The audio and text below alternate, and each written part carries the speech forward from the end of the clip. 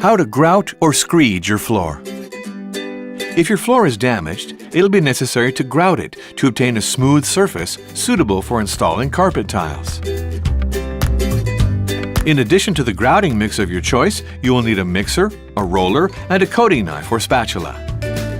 1. Preparation of the surface.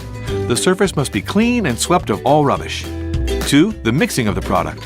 Mix the powder and liquid element as indicated by the manufacturer you've chosen. You'll also need a mixer to assure a quick and even mixture. 3. Applying the product. Once mixed, apply the mixture directly to your floor. Help the product spread with the use of a coating knife, then with a roller. Once the grouting is complete, leave it to dry for 24 hours before beginning the installation of your TecSOM tiles.